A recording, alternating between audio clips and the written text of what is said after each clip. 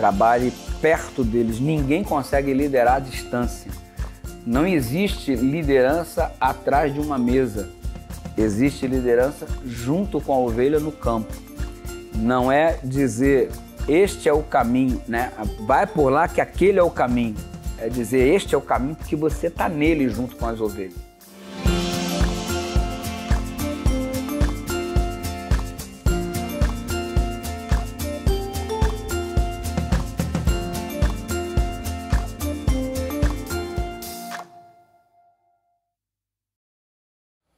Pastor Eduardo Batista, na intimidade, Pastor Dudu.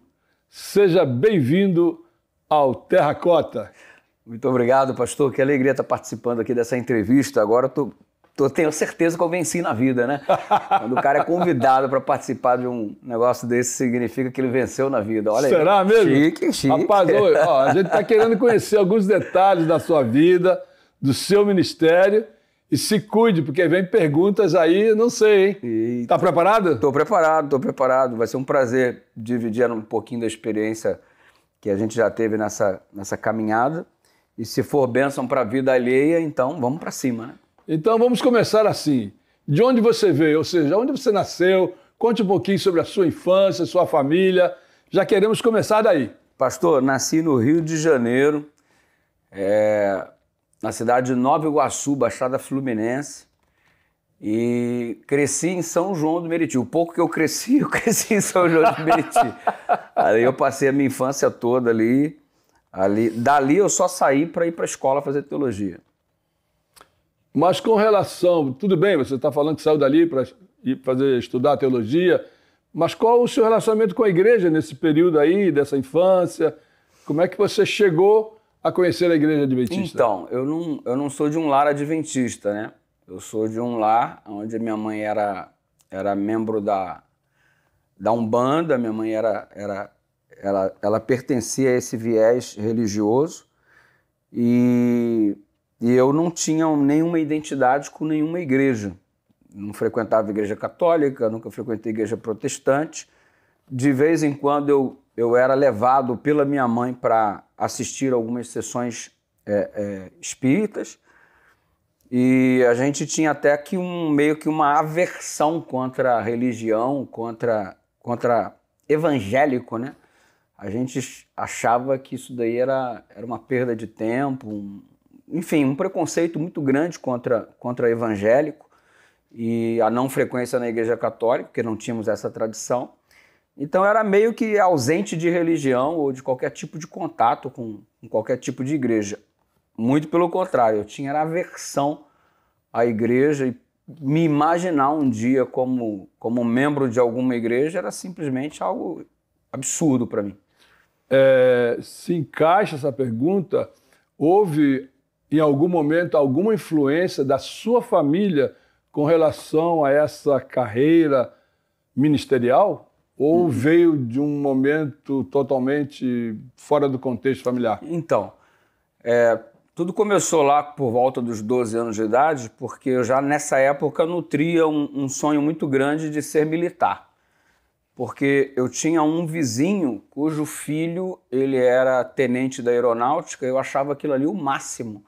O filho dele vinha visitá-lo de vez em quando e com seu carro. Eu falei, esse cara venceu na vida, então eu acho que se eu quiser vencer na vida, eu tenho que tomar um caminho semelhante. Então, eu aos 12 anos de idade já tinha isso em mente, né? O meu lar era um lar completamente estranho, um lar desestruturado, uma família assim que não poderia ser usado como referência.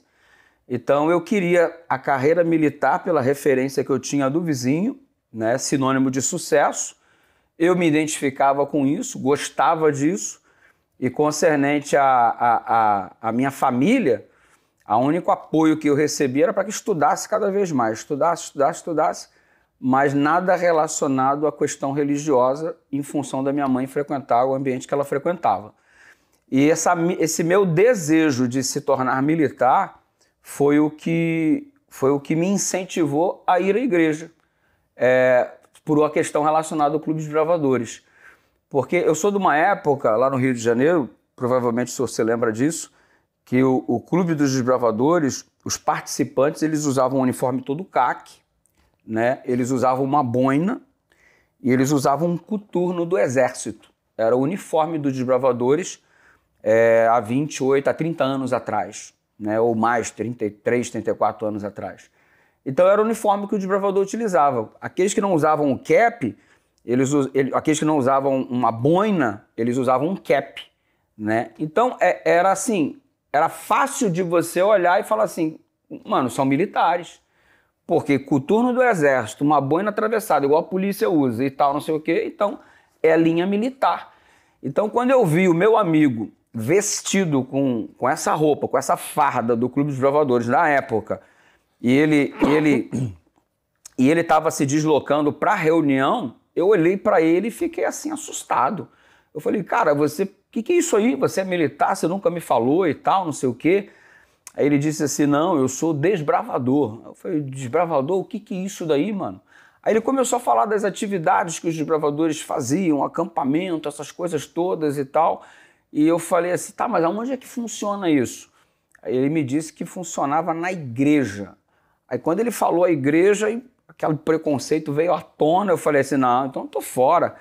Aí ele me disse algo que, na verdade, se constituiu uma grande mentira, né? Pensa num crente mentiroso. Foi o cara que acabou me levando para a igreja.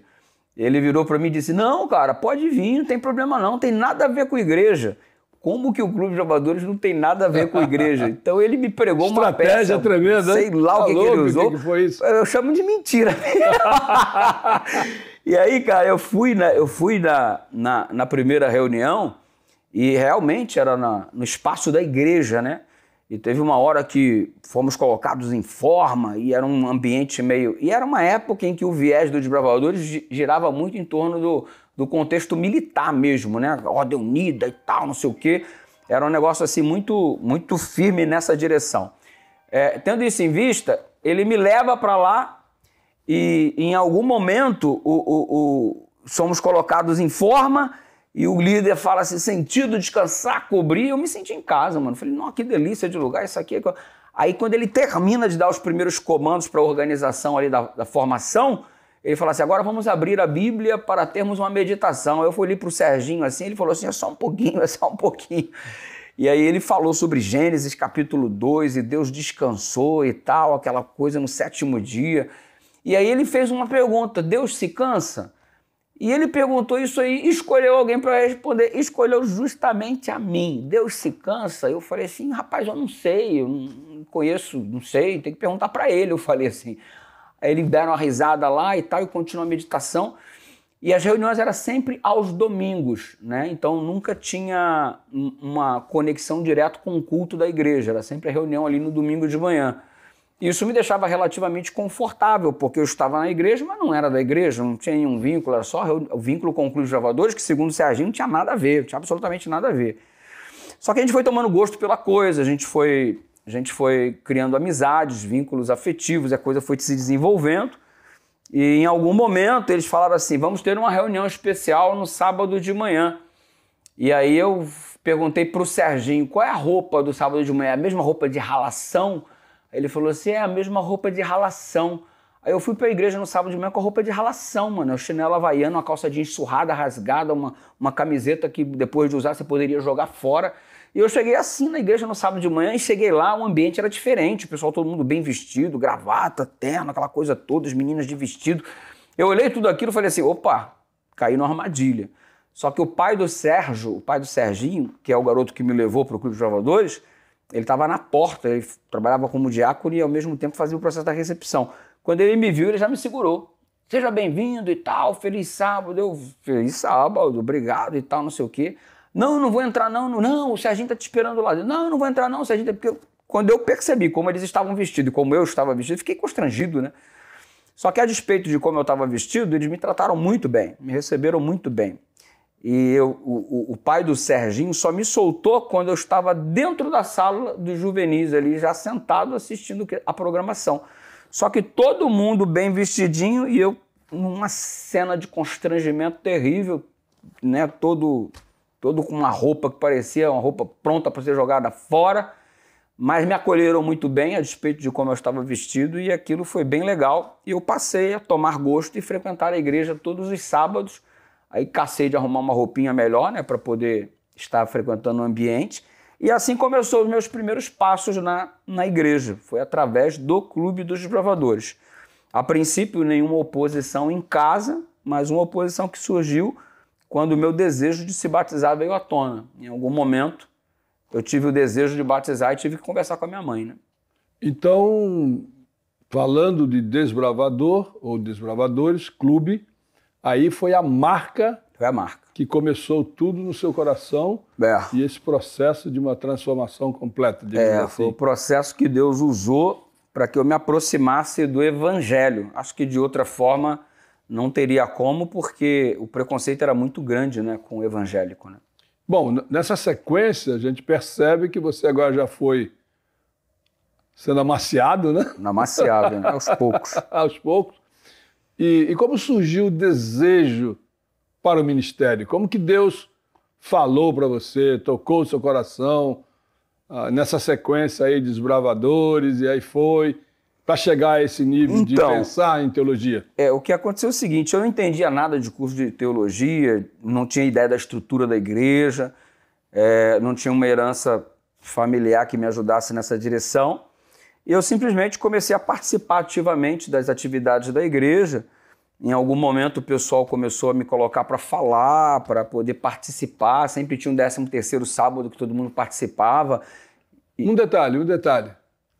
E como chegou o batismo, então? Porque eu estou sentindo que houve alguns momentos de desafios. Houve momentos de desafios. E agora você está mais avançado, mas conta um pouquinho aí sobre essa fase para o batismo e depois a sequência aí, como Deus lhe alcançou para o desejo ministerial. Então estava nesse desenvolvimento aí, me identificando bastante com o trabalho da igreja, e aí foi feito o apelo para que eu batizasse, né?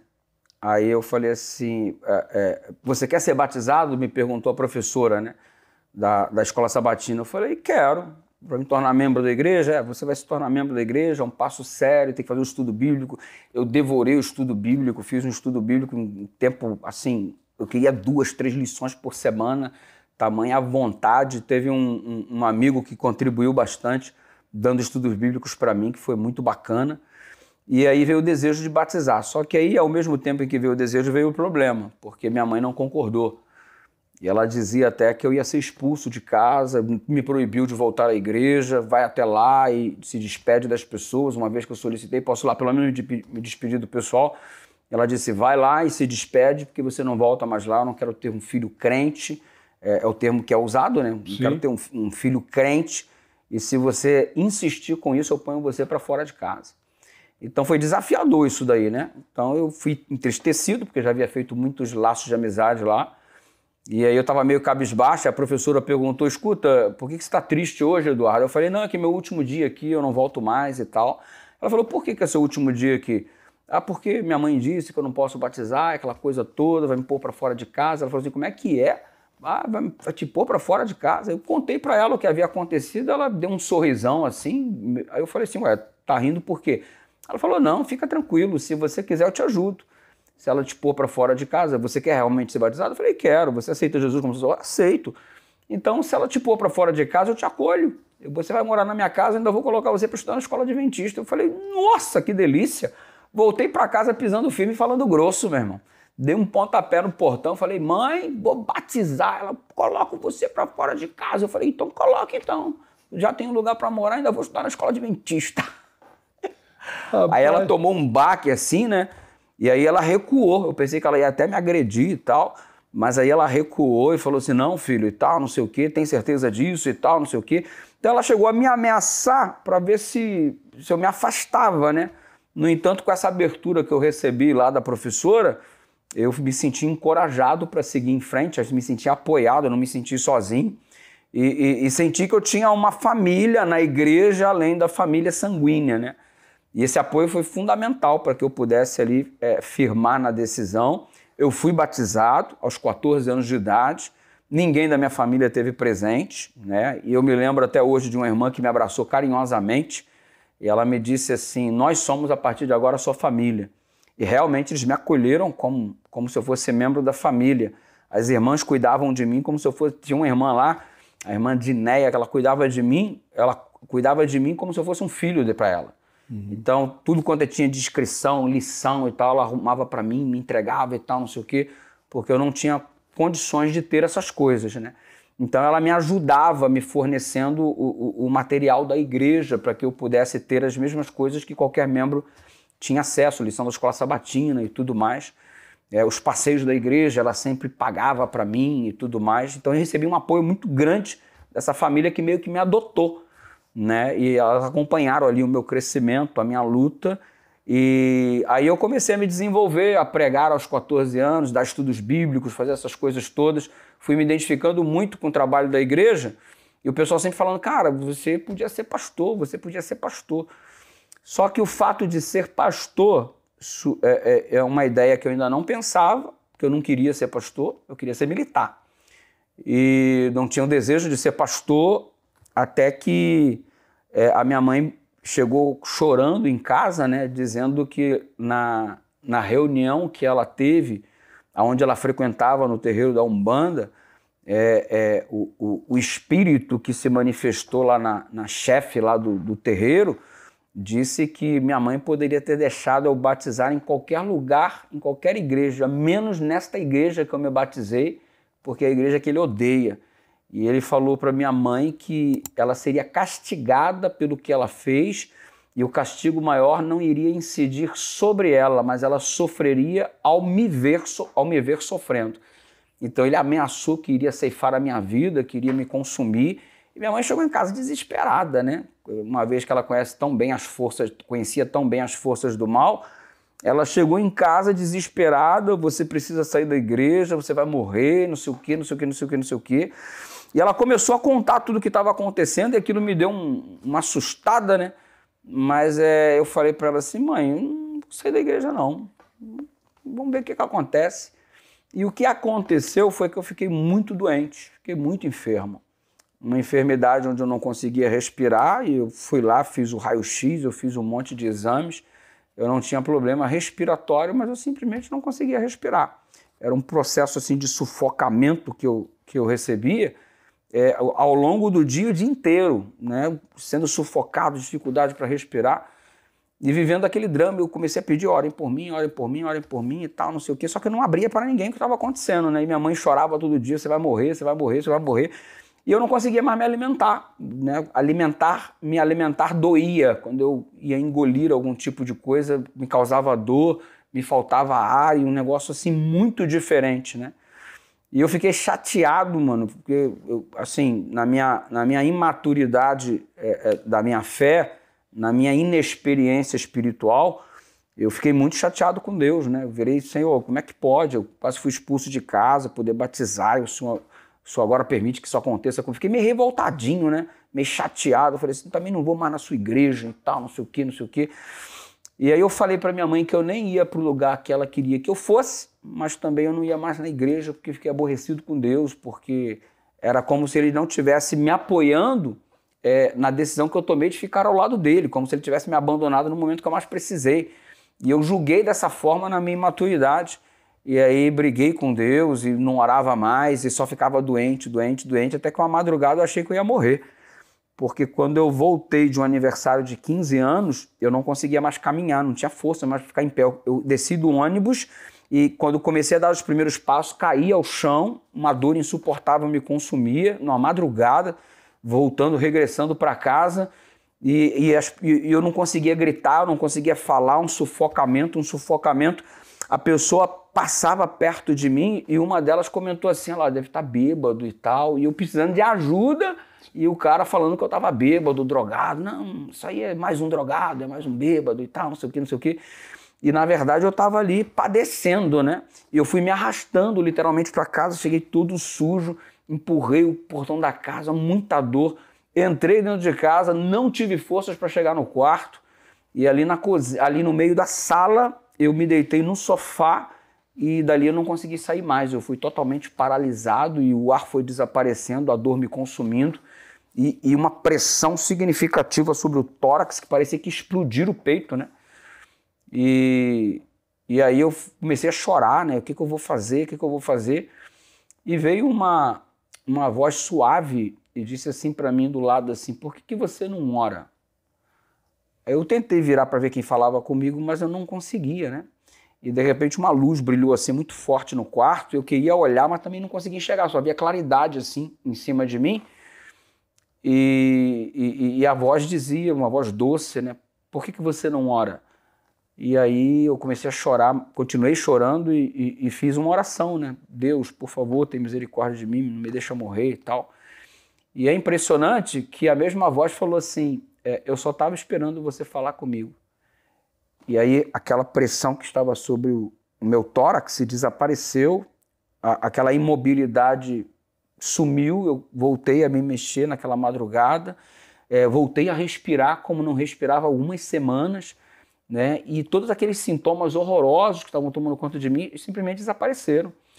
E aquela luz, quando eu olhei para ver o que era, aí desapareceu aquela coisa toda e eu não dormi mais, eu fiquei assim vidrado o resto da madrugada pensando no que teria acontecido, o que seria aquilo, eu não tinha explicação, eu não tinha como, enfim, eu só tomei uma decisão naquela madrugada, já que Deus me salvou de alguma forma, através do seu anjo, ou seja lá o que for, eu vou agora não seguir o exército, não seguir as forças armadas, eu vou me alistar no exército dele. Então, o que ele quiser que eu faça, eu farei, né? Eu estaria disposto a fazer. E aí a membresia foi identificando em mim dons de liderança, dons de oratória. Olha, você tem características de pastor e tal, eu acho que... E aí eles começaram a me incentivar. E eu me inscrevi no vestibular e foi todo esse processo, que já é uma série de dificuldades financeiras em função da situação onde nós vivíamos ali, uma baixa qualidade de vida. E aí foi um desafio de uma nova fase, ir para a escola, mas o entendimento de que eu deveria viver para Deus, trabalhar para Deus, ser ministro de Deus, veio nesse contexto aí do incentivo dos irmãos e dessa intervenção miraculosa que eu recebi sobre esse livramento. Então, naquela madrugada, você sentiu realmente Deus lhe chamando para um diálogo. Eu senti que eu devia a minha vida para ele, né? Uhum. Então, e aí ali foi o ponto de volta, digamos assim. Ali eu já sabia que a minha vida inteira seria para ele. Como seria, eu não sei. Uhum. O direcionamento dos irmãos é que me ajudou a enxergar a teologia como uma possibilidade. E como você chegou à escola para prepará-lo para ser um pastor? Agora você imagina, filho de empregada doméstica, de um lar falido, cuja mãe não vivia sozinha porque havia ocorrido uma separação, e uma separação assim a duras penas, sabe? O meu padrasto era alcoólatra, violento, e ele, um indivíduo assim muito ignorante, muito grosso do jeito de lidar com as pessoas. Você tem uma ideia, foram anos de convivência e poucas palavras direcionadas a mim. Eu não era o filho dele, né? E a minha irmã nasceu, né, filha dele com a minha mãe, e ele costumava chegar em casa muito bêbado, ele quebrava as coisas, ele era agressivo. E um dia ele cometeu a bobagem de tentar abusar da própria filha, né? Então, minha mãe, para isso para minha mãe foi a gota d'água, ela chamou a intervenção policial, sumiram com um homem que até hoje a gente não tem notícias dele. E a minha família era assim, super desestruturada. Ou seja, minha mãe, empregada doméstica, um salário mínimo, como é que eu vou ter situação financeira para me dirigir a uma escola e fazer teologia? E eu trabalhava já nessa época, né? Eu trabalhava numa metalúrgica, então eu já estou te falando aí dos 16, 17 anos, eu já era funcionário de uma metalúrgica cujo dono era adventista. E eu falei para ele do desejo de fazer teologia e tal, e ele falou, entendeu bem isso daí. Eu preguei na igreja dele uma vez, ele falou assim, rapaz, você realmente acho que você vai fazer uma boa coisa se você for no caminho de ser pastor. E ele me deu esse apoio, né, esse apoio moral. E eu pedi as contas lá e foi o suficiente para ter o dinheiro para viajar para a Bahia, para fazer o curso, fazer o vestibular. Na época tinha que prestar o vestibular. Isso foi em 1994, né? Eu fui lá no mês de janeiro, para Bahia sem nunca ter saído do Rio de Janeiro. Viajei pela primeira vez e saí do estado. Eu fui prestar exame para vestibular para teologia. Passei, mas não tinha dinheiro para pagar a escola. Não tinha dinheiro para pagar, só tinha dinheiro para pagar o primeiro mês. Eu paguei o primeiro mês e falando assim, como é que eu fui para lá? Eu fui para lá com uma promessa, né? Um pastor do distrito onde eu estava conhecia alguém que conhecia um outro alguém que conhecia o Milton Afonso. Então, olha só, a chance disso dar certo, mano, era mínima, eu diria 1%. Então, esse pastor disse, pode ir que eu vou falar com alguém que conhece outro alguém que vai falar com o Milton Afonso. Eu falei, beleza. Eu e o amigo fomos, né? Éramos 2 ali no distrito. E ele acabou se sentindo incentivado, foi também fazer teologia, fomos juntos, prestamos vestibular, passamos.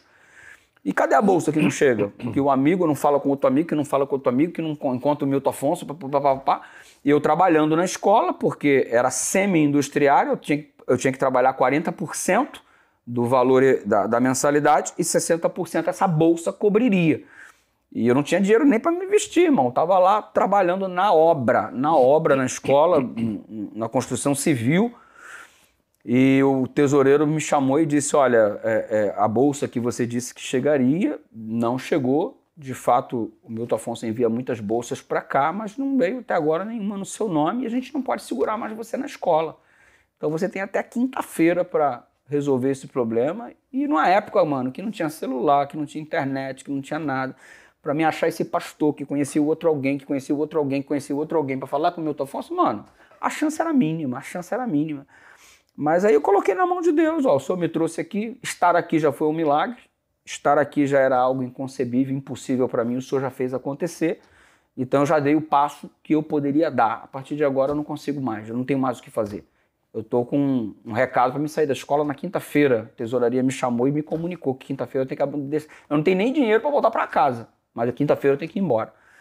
Fui tentar vender algumas coisas na cidade vizinha, né?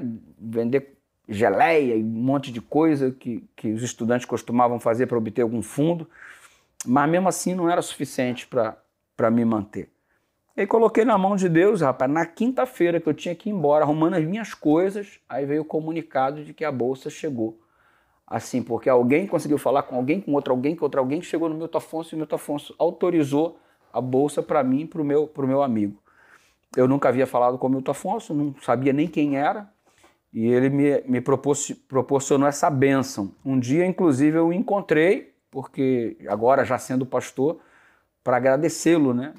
Por isso daí pude agradecê-lo, não sei se ele se lembra, mas pude agradecê-lo pelo que ele fez.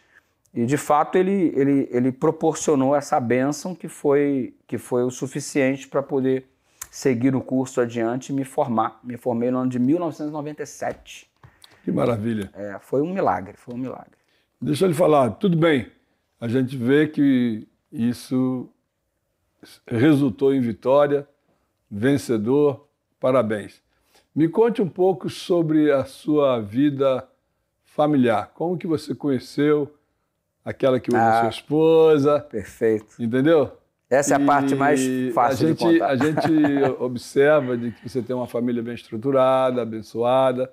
Conte um pouquinho da sua família. Como é que foi esse... Então, eu já namorava com a Eliane, que hoje é minha esposa, desde os 15 anos de idade, né?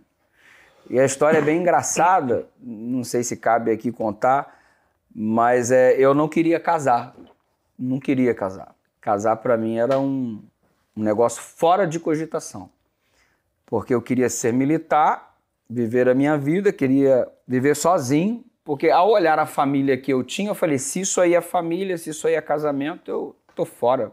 Porque você olhava em derredor, nenhuma família era feliz, mano. Todo mundo brigava, toda mulher reclamava do marido, todo marido se queixava da mulher. Era o contexto em que eu vivia. Mano, não tem um lar feliz ao meu redor. Os meus tios não são felizes, minha mãe não é feliz, ninguém é feliz. O casamento deles é um inferno, é um quebra-pau o tempo todo. Eu falei, cara, eu não quero ter família, não. A minha referência era péssima. E eu tomei essa decisão de não me casar. Só que o conflito com Deus foi muito grande, porque no entendimento ele estava me chamando para ser pastor. Eu recebi esse chamado dele, Mas vinculado a esse chamado, começou um conflito entre eu e Deus, porque eu obtive informação de que não existe pastor solteiro, e eu sou de uma época que, de fato, o pastor solteiro não era chamado. Hoje você ainda tem alguns pastores que vêm ao ministério solteiro, começam a namorar no processo, se casam depois, mas antigamente não, essa abertura não existia. Ou tu era casado ou você não era chamado. Aí você imagina a pressão dos caras estudando teologia solteiro, né, e tendo em vista que precisava casar, essas coisas todas. E aí, rapaz, eu falei assim, cara, eu não quero casar. E nesse momento eu conheço a Eliane, né? Aí, de repente, o não querer passou a se tornar querer, né? Então, a ausência de vontade, de repente, desapareceu e uma vontade enorme de casar surgiu por conta do surgimento dela na minha vida, né? Então, começamos a namorar aos 15 anos de idade, nos casamos aos 21 anos de idade. Eu tinha 21, completei 21, me casei, e ela estava com 20. E foi um contexto muito turbulento, porque nessa época ela já tinha perdido o pai, né? O pai, imagina, o pai era paraplégico, cadeira de rodas, e foi atropelado estando numa cadeira de rodas. Sim. O pai dela foi levado a óbito, e na sequência, alguns meses depois, cerca de 8 meses, se não me falha a memória, ela que é boa de data, na sequência a mãe dela adquiriu leucemia, né? Câncer. E aí veio a óbito alguns meses depois, e aquilo foi logo um baque, né, mano? Logo no início do casamento ela perdeu, assim, o pai ela perdeu antes, a mãe ela perdeu logo depois do casamento. E eu costumo até brincar, falei, deve ter morrido de desgosto que você casou comigo e tal, não sei o quê. Eu faço essa brincadeira para tentar aliviar, mas Deus deu um consolo. Sim. Consolo. Foi a gravidez da minha mulher logo no início do nossa vida matrimonial. E eu acho que aquilo foi um projeto de Deus para consolar a perda da mãe, porque ela focando muito no filho, né, e tendo aquela experiência, pôde um pouco atenuar o sofrimento, né? Porque você imagina um filho perder pai e mãe, mano, é um negócio assim sem definição, né? E eu conheci nesse processo, assim, dessa forma, na igreja, pregando, né, firme. Eu falei, essa mulher aí é uma pastora, mano. Eu estou curioso para saber, conhecer quem é o Dudu em casa, fora do púlpito, fora, quem sabe, das câmeras. Quem é esse Dudu em casa? Então, a melhor pessoa para dizer isso seria minha esposa, né? Porque ela com certeza sabe definir isso melhor do que eu. Mas a impressão que eu tenho é que eu sou a mesma pessoa que está no púlpito, esse cara maluco, que fala o que pensa e que se expressa assim espontaneamente, muitas vezes sem filtro, sofro bastante por isso. E eu sou esse mesmo cara dentro de casa, esse cara impetuoso, esse cara agitado. Eu sempre dormi muito pouco, você está acompanhando isso. Eu durmo pouco, eu deito tarde, acordo cedo, a vida inteira foi assim. Provavelmente eu devo ser hiperativo, mas não quero fazer nenhum exame, que vai lá o que vai aparecer. Mas é assim, é um ritmo muito louco, é muito intenso, é tudo muito intenso, muito rápido, intenso e rápido. E é isso que eu sou dentro de casa também, ao ponto da minha esposa, dá um tempo aí, calma, relaxa, stop, né? Começa de novo. Por quê? Porque é assim, né? E eu tive... A gente não dá, ô pastor Davi, a gente não dá o que não tem, cara. A gente não tem condições de dar o que não tem. E eu tive uma certa dificuldade por ser pai, porque eu nunca tive um pai que me deu o que o pai precisa dar. Então, se você não recebeu, você não tem. E se você não tem, como que você dá? Então, Deus teve que me ensinar a ser pai. E o meu filho sofreu por isso, né? Porque eu cresci num lar onde eu nunca ouvi a palavra eu te amo. Né? Então eu não sou acostumado a escutar essas coisas. Depois que minha mãe se converteu, que eu batizei a minha mãe, isso aí é um negócio uma experiência bem interessante. A minha mãe largou o espiritismo e ela só foi dizer que me amava depois que aceitou Jesus, depois que foi batizada. Aí agora todo dia, 3 vezes por dia, eu te amo. Tá bom, é para compensar o tempo que você não falou. Aí ela chora e tal, aquela coisa toda. Mas então eu tive dificuldades em ser o pai que deveria ser, porque eu nunca recebi uma referência. Então, como eu nunca recebi, eu não sabia o que fazer. Mas é claro que eu tentei dar o melhor para o meu filho, mas foi num processo de aprendizado. E certamente ele tem aí algumas histórias das minhas intervenções mais drásticas, né? E ele falava, não, pai, você pegava pesado, o filho. Era o que o pai sabia fazer, mas já com o segundo filho já foi diferente, já foi suave, já foi tranquilo. E assim, você desenvolver a capacidade de dizer pro teu filho, eu amo você. E até hoje, assim, meu filho tem 27 anos de idade, ele me abraça, me beija, te amo, pai. Me beija assim, pra estar no meio de todo mundo. Se a gente tiver aqui um grupo de 10, 15 pessoas, aí entra um homem barbudo, meu filho é barbudão, 27 anos, ele entra, oi, me abraça, me beija na frente de todo mundo, te amo, pai, e tal, não sei o quê. Assim, é um negócio assim que... Ei, muito legal, isso é muito legal. Um detalhe aí, essa sua franqueza, essa sua firmeza, quando você vai no púlpito e fala, e como dizia meu pai, rasga o verbo, né? Já te colocou em alguma situação delicada? Já. A gente está chegando mais para o fim já da nossa entrevista. Eu recebi muitas críticas ao longo do meu ministério, né? Porque a nossa igreja, ela é uma igreja que tradicionalmente tem um posicionamento mais conservador, né? E isso eu me refiro em termos de pregação. É uma pregação mais aula, mais didática, mais aquela coisa assim de palestra. É o estilo da pregação adventista. Pelo menos quando eu entrei, essa era a referência. Só que eu não conseguia me encaixar, mano. Eu não conseguia fazer o negócio palestra, eu não conseguia fazer o negócio aula. Não era isso. Eu falava assim, não, eu tenho que falar o que está no meu coração. E os caras mandavam pegar o sermão lá na faculdade, dividir em 3 partes, introdução, corpo, apelo, aquela coisa toda e tal. Tudo bem, tem que seguir as 3 partes e tal. Mas eu tenho que falar o que Deus está me pedindo, me dizendo para dizer, e o que essa reflexão mudou na minha vida. Eu preciso chegar para que o raciocínio que me conduziu a um processo de mudança tem que ser um raciocínio a ser desenvolvido naquele que escuta. E eu tenho um negócio comigo que é o seguinte, cara, e se for a última vez que a pessoa estiver tendo a oportunidade de escutar? E se ao sair dali, como já tive muitas experiências, o cara não tiver a chance de voltar, porque teve a vida ceifada por algum problema, e se naquele momento que ele me escuta é a última vez, então esse cara, eu tenho uma responsabilidade muito grande. Então eu vou pro púlpito, assim, como se estivesse na última vez, como se estivesse num ambiente de batalha, como se estivesse num fight, como se fosse guerra, entendeu? Mas é um jeito que é particular meu. E como eu sei que Deus usa as pessoas da forma como as pessoas estão, com as suas características pessoais, o Amós ele falava como um boiadeiro que era, o Paulo falava como um intelectual que era. Então eu falo como o Eduardo fala, né? Tipo assim, eu não vou pro púlpito e mudo a voz é a mesma, eu não crio um personagem, é o cara, é o jeito que o cara fala, é o jeito que tá lá, que estou lá falando. Mas é óbvio que isso já chocou muita gente, né? Por esse contexto todo que você conhece muito bem, e já recebi muitas críticas, mas as críticas, mano, em relação às pessoas que apoiavam, elas eram mínimas, e eu recebia mais incentivo para continuar o ministério dessa forma, impactando vidas, mexendo com as pessoas. E hoje é comum, hoje já não é mais tão... Hoje as pessoas procuram os maluquinhos para pregar assim igual eu, para poder fazer uma programação assim, uma programação assada. Ah, não, a gente precisa de um doido e tal, não sei o quê. Aí procura, e já tem muita gente com esse tipo de perfil hoje em dia na pregação. No Brasil é muito comum o pastor falar com mais ênfase e tudo mais. Antigamente era uma gritaria, mas eu costumo dizer que é mais contundência naquilo que se afirma, porque tem gente que fala a verdade como se fosse mentira, mano. Não tem convicção naquilo que fala. Então eu acho que se a gente tem a verdade, não tenho certeza, se a gente tem a verdade, a gente tem que falar como quem tem a verdade de fato.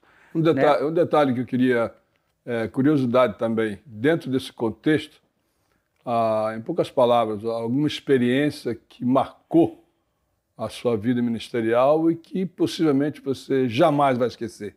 Então, experiências são várias, né? O batismo da minha mãe é uma delas, o batismo do meu filho, dos meus filhos, mas seria muito chover no molhado falar essas coisas que são relacionadas à família, né? E o pessoal já conhece isso aí pelas redes sociais também.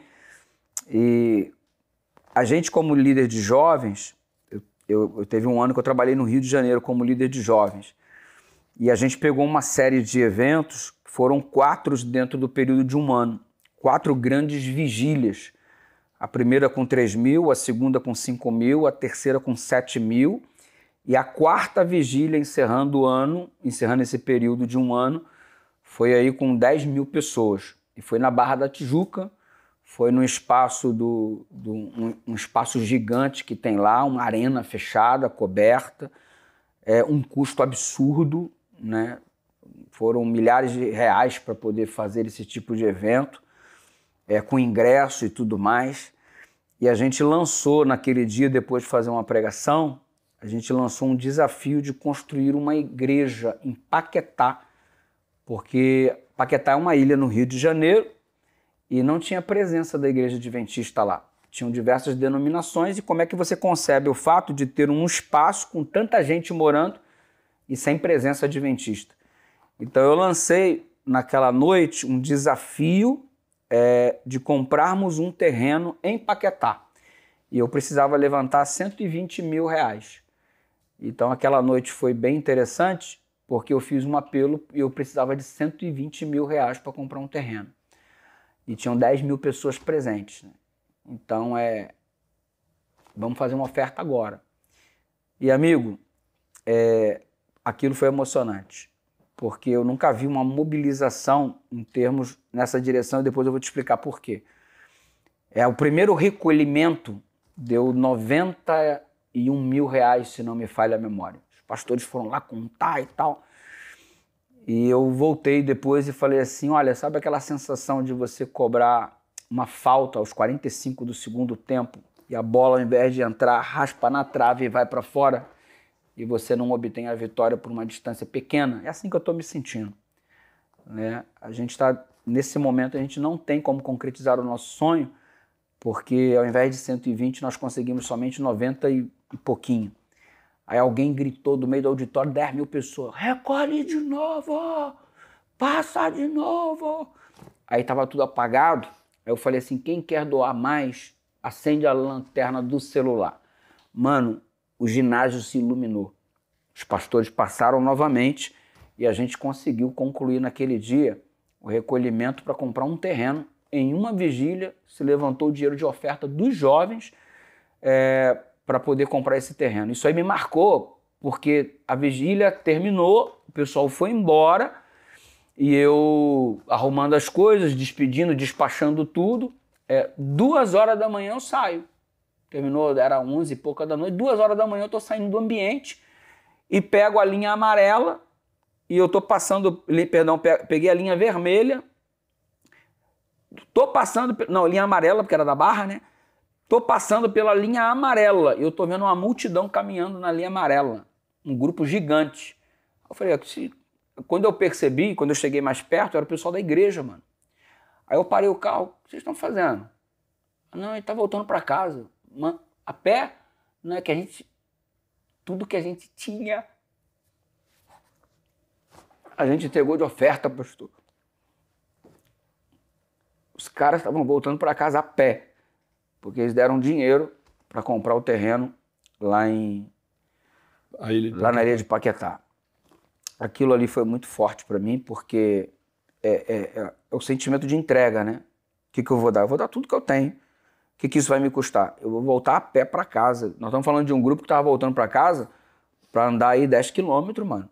8, 10 quilômetros para chegar em casa. E eles deram tudo o que eles tinham para poder contribuir com isso daí. O que isso me traduz? Isso me traduz o seguinte, que quando o jovem ele tem interesse de participar, ele paga o preço. Ele faz qualquer sacrifício para que a obra de Deus se concretize, né?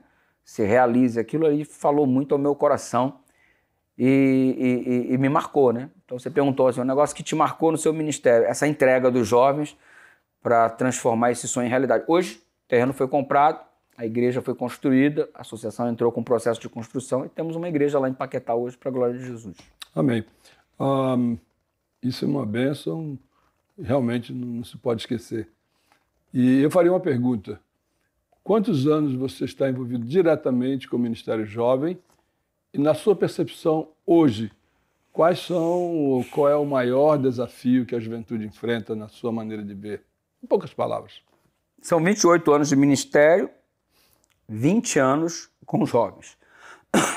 Junto ao Ministério Jovem da Associação Mineira Central, depois a Rio de Janeiro, depois União Norte e agora União Leste brasileira. Então são 20 anos liderando o departamento de jovens desbravadores e aventureiros.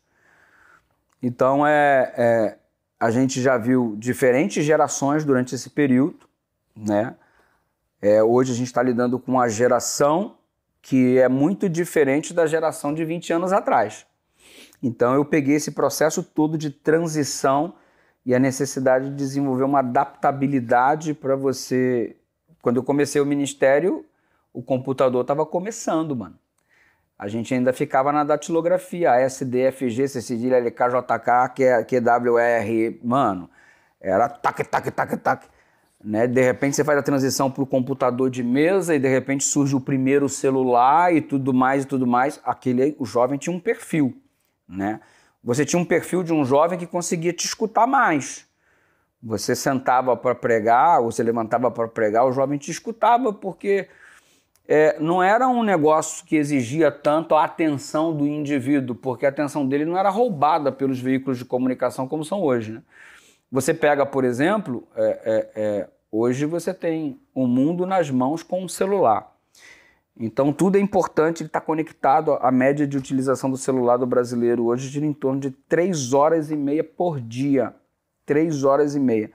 Aí você pega um jovem que tem conexão, que tem uma alta produção de Hollywood para ele, uma alta produção de Netflix, uma alta produção de streams e aquela coisa toda, e tudo isso sendo fornecido, bombardeando ele o tempo todo, o tempo todo, o tempo todo. E ele é antenado com esse processo louco de informação que se renova a cada instante, e sempre ligado, conectado, conectado, conectado. Aí agora ele é chamado para vir para a igreja, para assistir um culto, né? Aí você vai sentar para assistir um cara falando, quando você está acostumado a assistir altas produções em um curto período de tempo, vídeos de 4, 5 minutos que impactam isso, aquilo e tal, que ditam filosofias, que é isso que o mundão faz, e agora você vem para a igreja para assistir um cara falar 30 minutos, 40 minutos, às vezes até um pouco mais, igual um cidadão aqui, e aí você fica pensando assim, que desafio que a gente tem? Acho que o desafio hoje é maior, porque você está lidando com uma audiência que não tem paciência para escutar, porque vivemos numa época da velocidade de internet, velocidade para tudo, enfim. E você segurar a atenção desse menino hoje é um desafio. Ele se interessar por aquilo que você está falando é um desafio.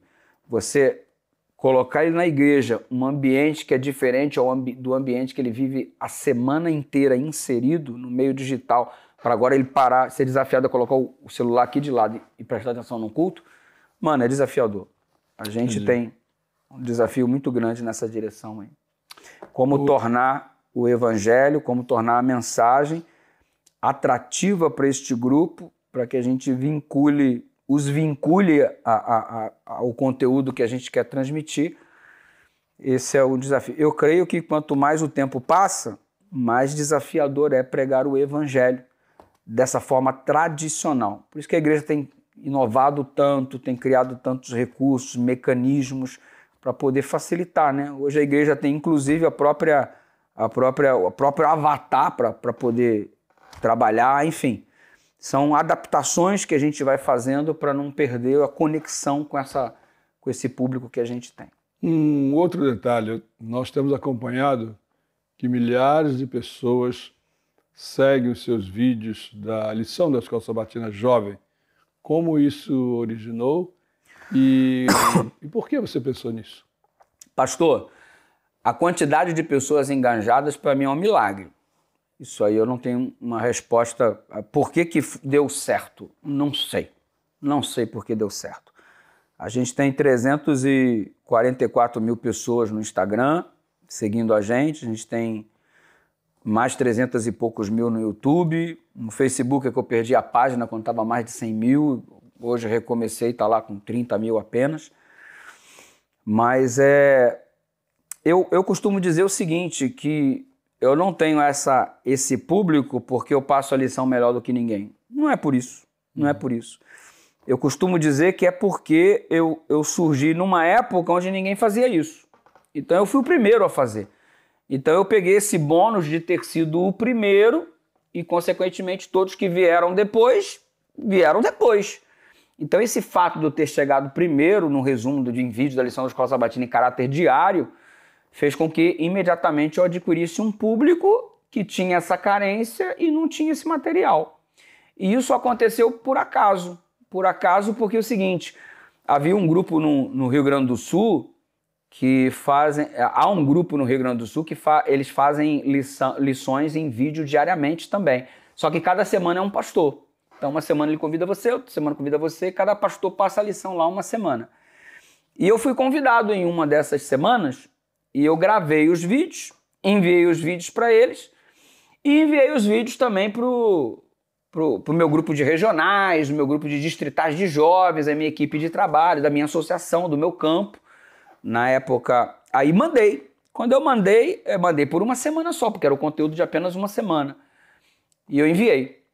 Aí na semana seguinte não tinha, porque eu não gravei na semana seguinte. Amigo, quando chegou o sábado e eles não receberam um novo conteúdo, foi aquela enxurrada de cobrança. Como é que o senhor começa um projeto e não termina? Como é que pode? Todo mundo tá pedindo aqui para me compartilhar o vídeo, o senhor não enviou o vídeo ainda. Mano, eu saí correndo pro estúdio da União para poder gravar. Aí gravei a semana rapidinho lá, aí comecei a despachar todos os dias, porque virou um processo de exigência. E hoje, mano, se eu não colocar o vídeo, amigo, é a Terceira Guerra Mundial. Os crentes saem do espírito, entram na carne e entram lá no direct. Cadê a lição que atrasou? São mais de 5 anos postando a lição. E nestes 5 anos é óbvio que houve um dia que atrasou. Eu não me lembro de um dia ter furado, mas houve um dia que deu problema na postagem e tal. A internet onde eu estava era muito ruim. Enfim, deu problema. Nesse dia virou um inferno na minha vida, mano. Porque a enxurrada de irmão, eu tô aqui desde as 5 da manhã esperando, o pessoal tá me cobrando que eu replico pras pessoas e tal, por favor, pastor e tal, não sei o quê. E assim, é o pessoal que entra assim de voadora mesmo, com os 2 pés assim pra te marretar, né? Mas eu acho uma cobrança positiva e tal, e esse engajamento é o que me incentiva cada vez mais a continuar gravando. E estamos gravando. Quando tiver gente para assistir, estamos gravando. Tá muito bem. Ok, deixa eu lhe fazer uma outra pergunta. Você tem, assim, algum costume, algum hábito especial em termos de preparo antes de chegar ao púlpito? Por que eu estou fazendo essa pergunta? É uma coisa inusitada, mas aqui na nossa igreja eu convidei uma vez um pastor e ele não entrou no santuário até o momento dele pregar. Uau. Ele entrou numa sala, pediu para ficar numa sala. Sozinho, e ficou lá o tempo todo, não me disse o porquê, mas ele só entrou, veja bem, nem no momento que começou o culto. Uhum. Ele só entrou na hora que foi para ele falar. Não estou querendo chegar tanto, mas você tem algum costume, algum hábito? Eu respeito, cada um tem o seu jeito particular de lidar com isso, mas eu penso só um pouquinho diferente, embora respeite o posicionamento de qualquer colega. Tem gente que gosta de ficar sozinho, pensativo, na sala pastoral antes de entrar. Eu costumo dizer o seguinte, se eu não estou preparado para pregar e preciso desse momento antes, então é porque eu não estou preparado, mano. Eu já tenho que vir de casa preparado para pregar. Então eu estou pronto. Eu chego na igreja pronto para pregar. E o fato de estar pronto não me impede de cumprimentar as pessoas, de abraçar as pessoas, tirar foto com as pessoas e receber as pessoas, e estar junto com a pessoa. E não me impede o fato de me assentar para assistir o que está acontecendo. Porque, afinal de contas, eu vou ali para contribuir com o culto. Eu não sou o culto. Eu vou ali para participar. Eu também sou adorador. Então eu quero estar na igreja, cantando com a igreja. Quando terminou esse negócio de formato de plataforma, eu apaixonei. Porque você ficava lá para ficar na plataforma, mas aqui, estando aqui com o povo, você canta junto, você ora junto, você participa, você adora junto. Depois você sobe para fazer a sua parte. E se eu preciso de um momento para me preparar para esse instante da pregação, é sinal que eu não estava pronto, mas esse é a minha particularidade. E cada um tem a sua particularidade. Tem gente que se sente bem se submetendo a esse processo de silêncio, de exclusão, para buscar, de alguma forma, uma melhor sintonia. Mas eu particularmente eu não uso isso não. Eu não uso isso porque ontem, por exemplo, nós fomos à igreja, nos assentamos lá, cantamos com o povo, escutamos o povo, viu o louvor especial e subi para pregar. Não preciso de um tipo de ritual, eu não tenho nenhum tipo de ritual, mas eu só tenho o costume de participar da adoração. Em algum momento no seu ministério, chegou aquele ponto de ser hoje, ou ter sido hoje, o sermão mais difícil que você pregou? Acho que o primeiro foi o sermão mais cercado de tensão em toda a minha vida. O primeiro sermão na Igreja Central do Rio de Janeiro. Por quê? Porque era alguém em busca de um espaço, né? Era alguém em busca de uma oportunidade. Eu era o pastor auxiliar e recebi pela primeira vez a incumbência de estar apresentando um sermão no sábado pela manhã. E um público da Igreja Central do Rio de Janeiro, um público grande, mais de 1.000 pessoas. E ali eu senti o peso da responsabilidade. Mas, de igual forma, toda a responsabilidade vem com o peso da bênção. Quanto mais responsabilidade, mais a bênção de Deus recai sobre você. O desafio de pregar no Campuri, por exemplo, da divisão sul-americana, uma primeira edição de 50 mil garotos, a segunda edição de 50 mil garotos, você pregar para 50 mil pessoas, é uma pressão, é um peso de uma responsabilidade, mas igualmente proporcional é o peso da bênção que Deus derrama. Então, um outro detalhe. Hoje, pastor Eduardo Batista, se fosse possível, que conselho você daria para o pastor jovem iniciante Eduardo Batista? Essa é a pergunta mais difícil de todas. Que conselho, né? Seja parceiro da sua administração e escute também os jovens, né? Trabalhe perto deles. Ninguém consegue liderar à distância. Não existe liderança atrás de uma mesa. Existe liderança junto com a ovelha no campo. Não é dizer este é o caminho, né? Vai por lá que aquele é o caminho. É dizer este é o caminho porque você está nele junto com as ovelhas. Ninguém acredita mais numa liderança à distância, né? O líder todo-poderoso lá em cima. Se o Senhor dos Senhores se fez homem e veio entre nós, está aí claro o jeito, a perspectiva do líder, né? É estar no meio das ovelhas, é estar junto o tempo todo. Não é ser aquele, nossa, você é pastor, então ele está sempre lá no canto separado, não. É junto e misturado de verdade. Então, se quer um conselho, um pastor jovem, para iniciar o seu ministério, é colar com as ovelhas, é estar junto com elas o tempo todo.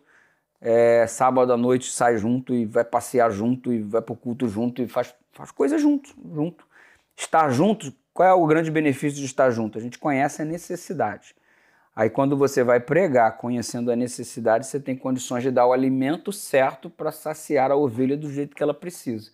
Você nunca vai saber a necessidade da ovelha se você não está colado com ela. Tem esse negócio de liderar à distância, nem Deus fez isso. Ele desceu e veio entre nós. Então o líder fica lá no pedestal, autoridade. A autoridade se conquista no tete-a-tete, no pessoal, no relacional. É o que funciona porque é o método de Jesus. Muito bem. Eu já estou preparado para a última pergunta, mas eu não estou me segurando. Eu quero saber o seguinte: durante uma pregação, uma gravação, enfim, algo inusitado que aconteceu assim, que deu aquela... Algo inusitado? Já Estamos chegando no final, fica tranquilo, não precisa ser longo. Não, uma experiência que me deu uma sacudida foi um traficante que entrou logo no início do ministério, bem no início mesmo.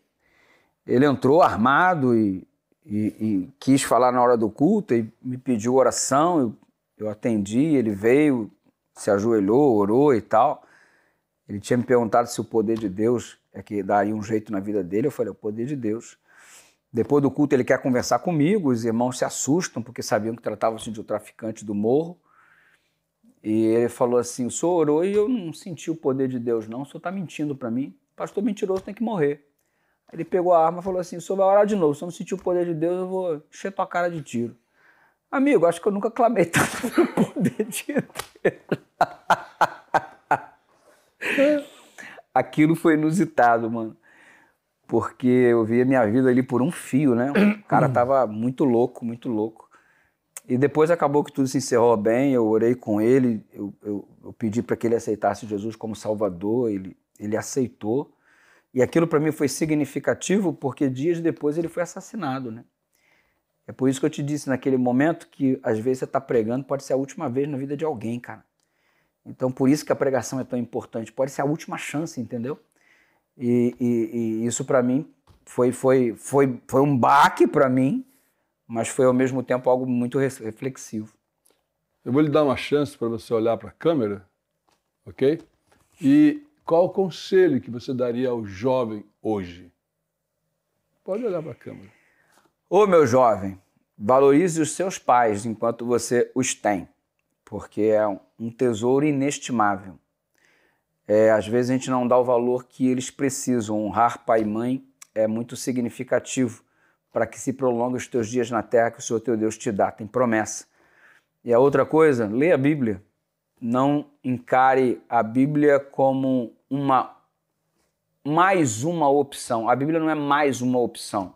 A Bíblia é a única opção para você entender a vontade de Deus para a sua vida. Então estude a Bíblia e cola com a tua família, porque no final de tudo é sempre ela que segura as pontas. Meu amigo, agora uma pergunta para você. Quem é Deus para você? My father, my friend, my life. My life. Deus é minha vida, Deus é tudo. Ele é simplesmente a razão de eu levantar todos os dias, de eu trabalhar todos os dias, de eu ter a minha família. Tudo é para Ele, tudo gira em torno dele. Não há nada que seja feito que não seja para exaltá-lo, para enaltecê-lo, é viver para Ele. Ele é simplesmente Ele é o tudo. Pastor Dudu, muito obrigado pelo seu tempo, por sua atenção, por ter compartilhado conosco histórias, verdades, coisas maravilhosas que Deus operou através da sua pessoa, do seu ministério, tocando tantas vidas. E o nosso desejo é que seu ministério continue crescendo, frutificando, porque breve o reino de Deus será estabelecido para sempre. Amém. E com a graça e misericórdia do Senhor, todos nós poderemos participar dele. Amém. Que Deus abençoe. Valeu, pastor. Muito obrigado. Valeu. Valeu. Amigos do Terracota, como vocês puderam perceber, uma entrevista de um homem de Deus. E agora com você, com o nosso coração super agradecido, deixaremos uma mensagem musical muito especial. E que o Senhor possa abençoar todos, sem limites. Deus é tão bom, Deus é tão bom, Deus é tão bom pra mim. Deus é tão bom, Deus é tão bom, Deus é tão bom pra mim. Deus é tão bom, Deus é tão bom, Deus é tão bom pra mim. And now, guys, we want to sing it in English. Are we together? Yeah? In English. So you can start, my brother, in English.